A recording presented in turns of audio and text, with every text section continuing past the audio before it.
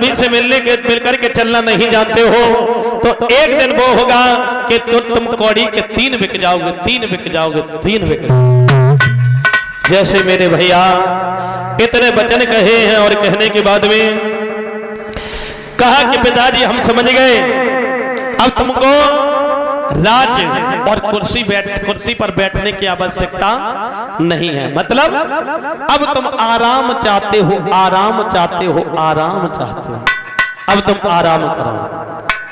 मतलब क्या है, आज भोजराज कंस ने यज्ञपति महाराज क्या किया है, पिता के सिर से मुकुट को उतारा, अपने सिर पे मुकुट रख लिया, पिता उग्रसेन को हथकड़ियां लगा करके जेल में डाल दिया।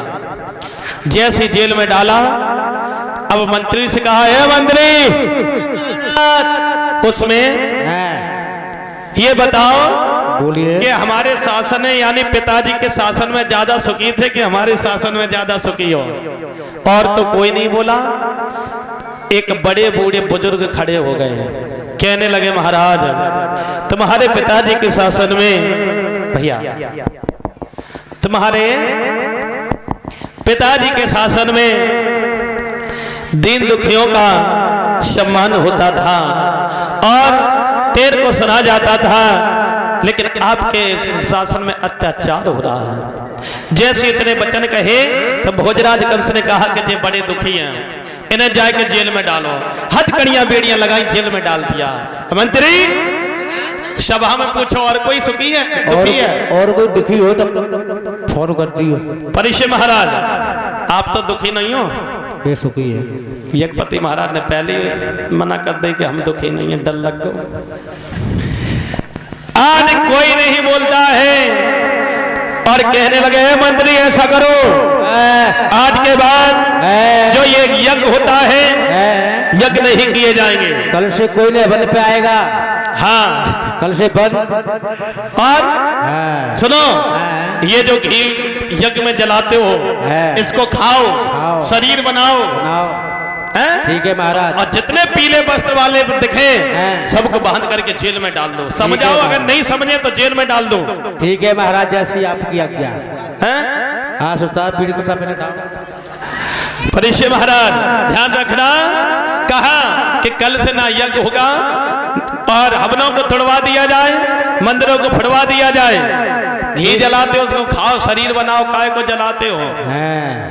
ठीक है, आपसे ना कह रहे, नहीं तो कल यज्ञ वाले ना है, आप लोगों से नहीं कह रहा हूं मैं। हाँ, भोजराज कंस ने कहा अब तो बड़े ही अनादर किए जा रहे हैं, लेकिन भोजराज कंस जो है मेरे भैया धीरे धीरे अत्याचार पे अत्याचार करने लगा। देवताओं में खड़बड़ी मच गई है, ब्राह्मणों के मस्तक फोड़े जाते हैं और दीन दुखियों के को तिरस्कार किया जाता है मेरे भैया। लेकिन इधर जो भोजराज कंस था, अब उसने कहा मंत्री अब हम शादी करना चाहते हैं। शादी मत करो, बर्बादी है। क्यों? ऐसे ही रहो। क्यों शादी क्यों नहीं करें? हम एक के मारे तो सीमटा बजाए रहा, तो दूसरी बार डबरू बजाओगे।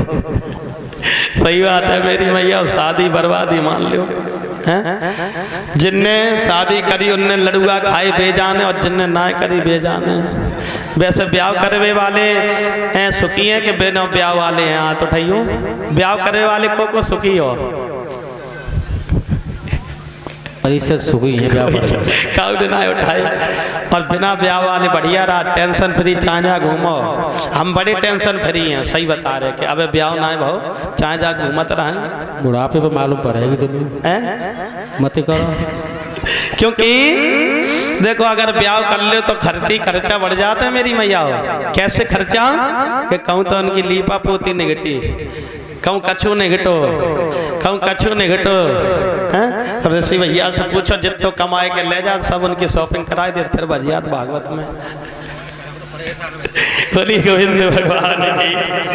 आज मेरे भैया ऐसा ही नहीं, जब इतने वचन कहे और कहने के बाद में क्या हुआ कि भोजराज कंस ने कहा कि हे मंत्री अब हम विवाह करना चाहते हैं, कोई है?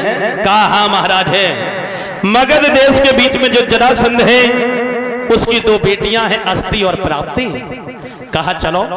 अब भोजराज कंस भागा, इधर पहुंचा जरासंध के पास। जरासंध ने आते हुए देखा, कहा वो आइए कंसराज, कैसे आना हुआ?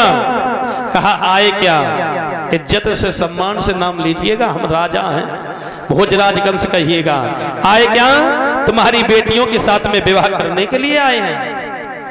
क्या देखो माँ उठा चले आए, सफारी सूट पहने, ब्याह के सुनो, ब्याह ऐसे ना हुई है तो कैसे हो? हमारे यहाँ दो कुबलिया पीड़ हाथी है एक, अगर उसको हरा दो तो तुम्हारे साथ में विवाह हो जाएगा। आज मेरे भैया जैसे इतने वचन कहे हैं और कहने के बाद में अब इधर से हाथी भागा, उधर से भोजराज कंस भागा। कभी हाथी नीचे, कभी कंस ऊपर है, कभी कंस नीचे है, कभी हाथी नीचे है। कंस ने क्या किया, एक हाथ से पूंछ को पकड़ा, घुमा करके उसी धरती पर गोविंद भगवान की अब सूर्ण को उठा करके पड़ा रह गया, हार गई। अस्थि प्राप्ति आई और दोनों ने आकर के जयमाला डाल दी। बोलिए गोविंद भगवान की।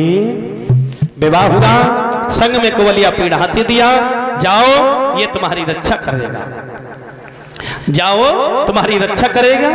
आज मेरे भैया उसी समय बताया